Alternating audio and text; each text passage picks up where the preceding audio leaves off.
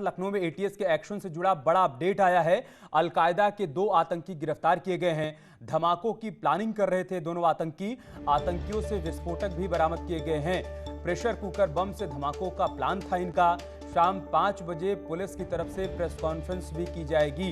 ये बड़ी जानकारी हम आपको बता रहे हैं। लखनऊ में एटीएस ने जो एक्शन लिया है उसके बाद जो बड़ी बातें आई हैं उसके मुताबिक अलकायदा के 2 आतंकी गिरफ्तार किए गए हैं। धमाकों की प्लानिंग कर रहे थे दोनों आतंकी इस घर में छिपकर।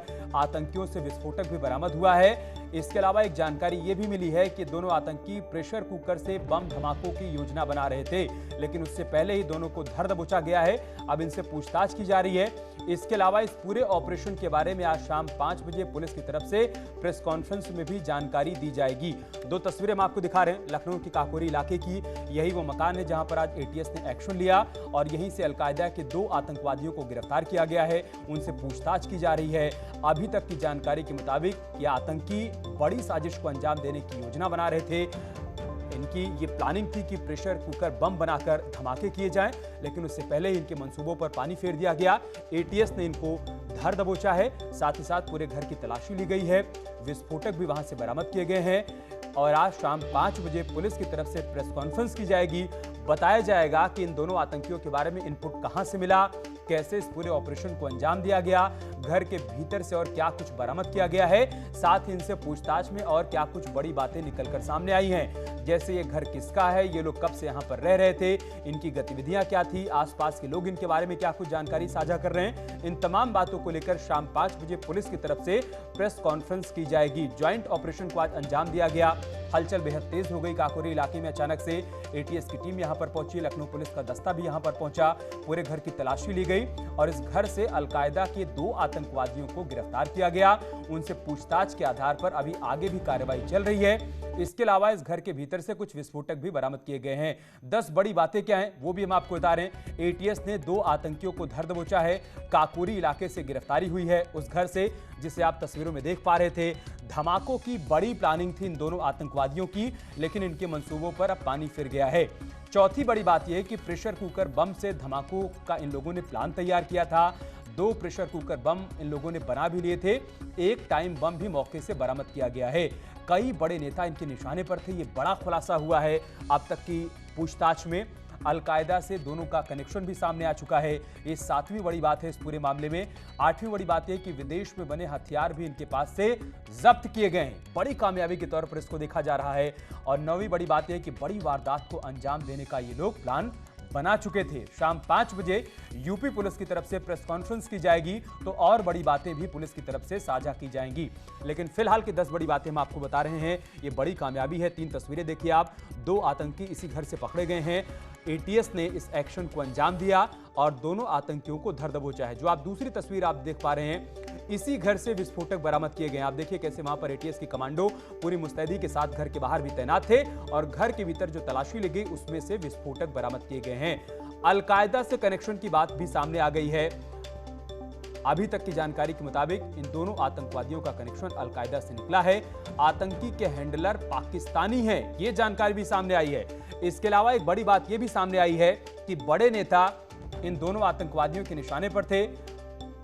इनकी योजना यह थी कि प्रेशर कुकर बम बनाकर उससे विस्फोट किया जाए और इस घर से 2 प्रेशर कुकर बम भी बरामद किए गए हैं। एटीएस के कमांडोज हैं वो लगातार इस पूरे इलाके को घेर कर रखा हुआ है। ये उम्मीद जताई जा रही है कि इस घर के अंदर कुछ लोग और भी हो सकते हैं और पड़ोस के घर में, क्योंकि ये दोनों घरों में इनका आना जाना रहता था, तो वहां पर सर्च ऑपरेशन चलाया जा रहा है कि इनके घर से क्या मिला है। यहीं से उन दोनों की गिरफ्तारी हुई है और अब ये उम्मीद जताई जा रही है कि इन दस्तावेजों के आधार पर एटीएस के आला अधिकारी अब से कुछ देर बाद एक प्रेस कॉन्फ्रेंस कर इस बात का खुलासा करेंगे कि आखिर जो आज राजधानी लखनऊ में जो अलकायदा के संदिग्ध आतंकी गिरफ्तार किए गए हैं, जिनका संबंध अलकायदा से बताया जा रहा है, उनके पास से क्या बरामद हुआ है और उनकी भविष्य में क्या योजना थी, किन शहरों में या किन नेताओं को टारगेट किया जाना था। तो कुल मिलाकर अगर देखा जाए तो कहीं ना कहीं यूपी एटीएस को एक बड़ी सफलता हाथ लगी है। तो हमारे सहयोगी राजीव जो कि मौके पर मौजूद थे, उन्होंने जो रिपोर्ट तैयार की है वो भी हमने आपको दिखाई। आज शाम जब 5 बजे प्रेस कॉन्फ्रेंस की जाएगी, उस प्रेस कॉन्फ्रेंस में तमाम बड़ी बातें मीडिया के साथ साझा की जाएंगी कि आखिर इन आतंकवादियों के मंसूबे क्या थे। लेकिन प्राप्त जानकारी के मुताबिक ये लोग प्रेशर कुकर बम बनाकर उसी से विस्फोट करने की फिराक में थे। इसके अलावा कई नेता भी इनके निशाने पर थे। उन नेताओं के नाम क्या क्या हैं, इस बारे में अभी तक जानकारी मिल नहीं पाई है कि इनकी लिस्ट में कौन कौन से नेताओं के नाम शामिल थे। लेकिन उससे पहले की जो तस्वीरें हैं, किस प्रकार की हलचल काकोरी इलाके में देखने को मिली, वो इस वक्त हम आपको दिखा रहे हैं। आप देखिए, यही वो घर है जिसमें एटीएस को इनपुट मिला था कि अलकायदा के दोनों आतंकवादी छिपे हुए हैं। इनके मंसूबे किसी बड़ी घटना को अंजाम देने की साजिश रच रहे हैं, जिसके बाद एटीएस की टीम आज यहां पर पहुंचती है। अचानक से हलचल तेज हो जाती है और बाद में 2 आतंकवादियों को इन्हीं घरों से गिरफ्तार किया जाता है।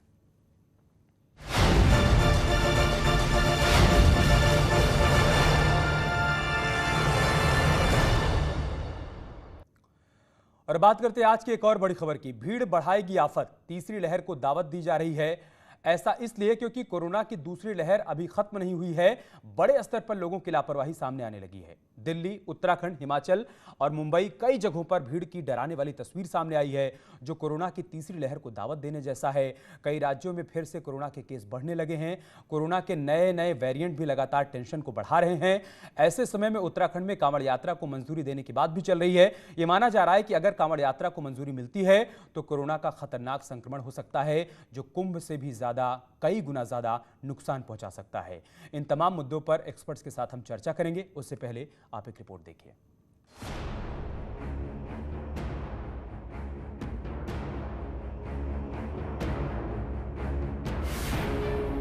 न प्रधानमंत्री की चिंता की फिक्र, न मुख्यमंत्रियों की अपील का ख्याल, न प्रशासन की चेतावनी की परवाह, न जान जाने का डर। छूट मिली तो लोग कोविड नियमों की धज्जियां उड़ाने लगे।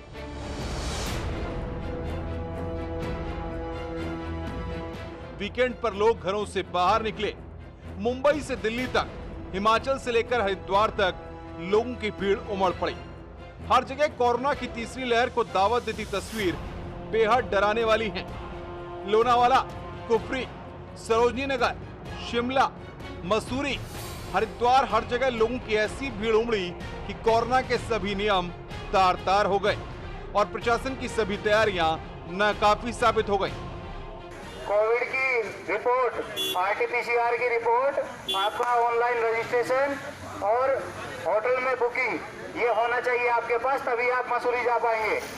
अन्यथा आपको बता दिया गया है, आप गाड़ी वापस ले जाए। बार बार मसूरी में पुलिस लोगों को चेतावनी दे रही है। इसके बाद भी मसूरी जाने वाली सड़क मसूरी से करीब 21 किलोमीटर पहले ही जाम हो गई। कोई 2 घंटे तक जाम में फंसा रहा तो किसी को 4 घंटे तक मशक्कत करनी पड़ी। बावजूद इसके लोग हैं कि मानने को तैयार नहीं। लोग आए हैं बांकुड़ा से, कलकत्ता, वेस्ट बंगाल से आए हैं, तभी जा रहे हैं मुसौरी, लेकिन काफ़ी देर से, 1 घंटे से ऊपर हम लोग जाम में फंसे हुए हैं। अलीगढ़ से मंसूरी जा रहे हैं घूमने के लिए। अब यहाँ कोविड की जांच और वो होटल की बुकिंग वगैरह मांग रहे हैं, वो तो हमारे पास नहीं है अभी। तो परेशानी किस चीज़ की हो रही है? अब रिपोर्ट मंगाई है, अगर पहले की रखी है तो फिर आ जाएगी, वो दिखा दूंगी तो फिर जाना, नहीं तो कह रहे वापस जाओ फिर, और क्या। कितनी देर से खड़े हो आप लोग यहाँ? मैं 2-2.5 घंटे हो गए, 2-2.5 घंटे जाम में फंस गए, 2-2.5 घंटे यहाँ हो गए। हाँ नहीं रिपोर्ट तो मैंने मंगा ली है, आ रही होगी तो मैं दिखा दूंगी, अगर भेजेंगे तो जाने। बुकिंग तो अभी नहीं कराई है मैंने होटल की। ये तमाम तस्वीरें बताती हैं कि लॉकडाउन में छूट के बाद लोगों की लापरवाही किस कदर कोरोना को दावत दे रही है। इसके बाद भी कांवड़ यात्रा को मंजूरी देने की बात चल रही है। यहाँ तक यूपी सरकार ने कांवड़ यात्रा को मंजूरी भी दे दी है, वो भी तब जब लोग नियम मानने को तैयार नहीं और खतरनाक तीसरी लहर दस्तक देने को बेताब है। अगर इन हालात में कांवड़ यात्रा को उत्तराखंड में मंजूरी मिलती है तो ये बेहद संक्रामक हो सकता है, क्योंकि इस समय कांवड़ यात्रा कुंभ से भी ज्यादा खतरनाक हो सकती है। कुंभ से 5 गुना ज्यादा संक्रमण फैलने का डर है। इस बार 3 से और इस मसले पर चर्चा करने के लिए हमारे साथ खास मेहमान भी जुड़ चुके हैं। डॉक्टर समीर भाटिया हमारे साथ जुड़ चुके हैं, आप सदस्य हैं वैक्सीन जागरूकता कमेटी के। डॉक्टर के पांडे भी हमारे साथ जुड़ चुके हैं, आप सीनियर डॉक्टर हैं। डॉक्टर के पांडे, में सर शुरुआत आपसे ही करूंगा। ये जो तस्वीरें आ रही हैं सर मसूरी से, इसके अलावा हिमाचल से आ रही हैं, मुंबई से आ रही हैं, दिल्ली के सरोजनी नगर से आ रही हैं, ये सर कोरोना की तीसरी लहर को दावत दे रही हैं या दावत दे चुकी हैं? मैं तो कहूंगा दावत दे चुकी है,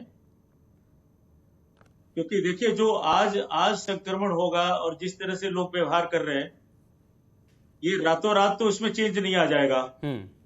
इसका रिपरकशन जो अगले 2 हफ्ते, 3 हफ्ते, 4 हफ्ते तक रहेगा। और ये लोग जब अपने घर जाएंगे, गांव जाएंगे, शहर में जाएंगे, तो वहां पे इन्फेक्शन किस तरह से फैलेगा आप सोचिए जरा सा। ये तस्वीरें इतनी डरावनी है, क्योंकि देखिए कोविड से लड़ने का हमारे पास 2 ही रास्ता है। सबसे ज्यादा है कोविड अप्रोप्रिएट बिहेवियर, और उसमें ज्यादा मास्क। अगर हम सिर्फ कोविड अप्रोप्रिएट बिहेवियर करते हैं तो 85% इन्फेक्शन को रोक सकते हैं। दूसरी चीज वैक्सीनेशन हमारे देश में 36-37 करोड़ हो चुका, लेकिन ये बहुत कम है देश की आबादी के हिसाब से। तो इस वक्त हमारे पास जो कुछ बचता अगले 6 महीने साल तक कोविड अप्रोप्रिएट बिहेवियर ही बचता है, और उसमें इस तरह की लोग कोताही कर रहे हैं, इसकी अनदेखी कर रहे हैं। मतलब किस तरह का पागलपन है ये समझ के बाहर है। सही बात है। खासतौर से जब दूसरी लहर में ऑलमोस्ट हर इंसान के कोई न कोई जानने वाला बीमार पड़ा है, कोई न कोई किसी ने खोया है, परिवार के सदस्य को, किसी मित्र को, पड़ोसी को, दोस्त को। ऑक्सीजन की कमी, बेड की कमी, उसके बावजूद इस तरह की लापरवाही समझदारी के बाहर है। क्या हो रहा है, कैसे हो रहा है, बहुत सर दोनों ही बातें हो सकती हैं, दोनों ही बातें हो सकती हैं। या तो ये भूल गए हैं कि इन्होंने अपनी किसी को खोया है, या तो फिर ये वो लोग हैं जो कि हॉस्पिटल के लिए, ऑक्सीजन के लिए या फिर इंजेक्शन के लिए कहीं भटके नहीं है। डॉक्टर समीर सर, मैं आपसे एक बात समझना चाहूंगा, क्या लोगों के मन में ये बात आ गई है क्या सर कि वैक्सीन लगवा लिया है, अब तो कोई चिंता करने की बात ही नहीं है, अब तो सुरक्षा कवच हमारे पास है, हम कहीं भी जा सकते हैं, भीड़ में जा सकते हैं, किसी से भी संपर्क में आ सकते हैं, मास्क लगाएं ना लगाएं, क्या ऐसा व्यवहार हो गया है क्या सर लोगों का? जी बिल्कुल, देखिए ये बात आपने ठीक कही कि वैक्सीन लगाने के बाद तो लोगों के अंदर ये वाली काफी ज्यादा चीज की फर्स्ट वैक्सीन लगी हो चाहे सेकंड लगी हो, लोगों के अंदर एक ये रहता है कि वैक्सीन के बाद हम सुरक्षित है। बट ये जान लेना बहुत ज्यादा जरूरी है कि वैक्सीन लगाने के बाद भी, और अभी फिलहाल हम 2 डोजेस की बात कर रहे हैं, 2 डोजेस की बात करें तो अभी कितने लोगों को सेकंड डोज लगी है, तो 2 डोजेस के बाद आपको पूरी तरह से सुरक्षा मिलेगी। और अगर पहली डोज भी लगी है और सेकंड डोज भी लगी है तो भी आप संक्रमण तो फिर भी आप फैला ही सकते हैं। अभी सबसे ज्यादा जानने वाली बात ये ज्यादा जरूरी है कि कितनी सारी जनता अभी भी हमारी ससेप्टेबल है, ना तो वो उनको वैक्सीन लगी है, और उस तरह से भी बहुत सारे लोग हैं जो कोमॉर्बिड हैं। और इसके अलावा हम बात करें हमारे जो 18 साल से नीचे वाले लोग हैं, बच्चे, वो सब तो पूरी तरह से वो तो वैक्सीनेटेड है ही नहीं, वो भी ससेप्टेबल है।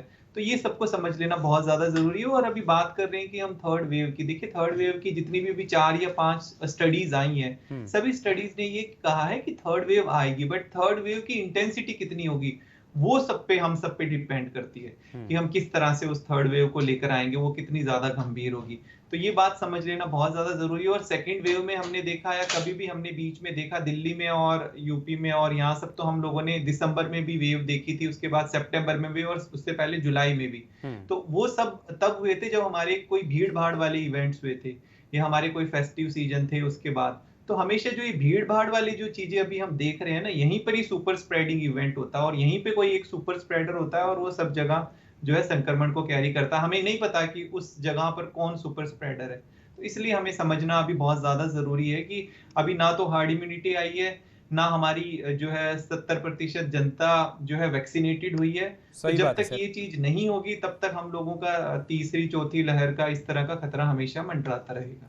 डॉक्टर के पांडे, ये जो लोग शॉपिंग करने के लिए निकल रहे हैं या फिर टूरिज्म के लिए निकल रहे हैं, इनके लिए 2 शब्द आए सर। एक तो ये कहा जा रहा है कि ये रिवेंज टूरिज्म है, ये बदला ले रहे हैं, जो 1.5-2 साल से कैद थे अब ये बदला ले रहे हैं, इस वजह से घर से बाहर निकल रहे हैं। दूसरा ये कहा जा रहा है कि रिवेंज शॉपिंग है, ये बदला लेने के लिए शॉपिंग कर रहे हैं कि कोरोना आपने हमको 1.5 साल तक घरों में कैद किया, अब देखिए हम कैसे एकदम बेधड़क यहाँ वहां घूम रहे हैं बगैर मास्क लगाए और बगैर इस बात की चिंता किए कि तीसरी लहर आने वाली है।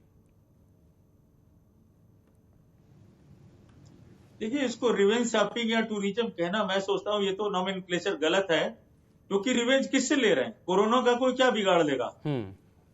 कोरोना के खिलाफ आपके पास मैंने बताया 2 ही चीजें, कोविड अप्रोप्रिएट बिहेवियर और वैक्सीनेशन।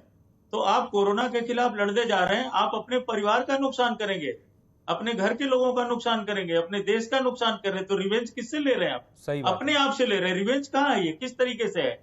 ये तो पागलपन है। ये पागलपन है, ये पागलपन है। लोगों को समझना होगा कि पागलपन खुद पर ही भारी पड़ेगा, खुद पर और अपनों पर। बहुत शुक्रिया सर आप दोनों का हमारे साथ जुड़ने के लिए।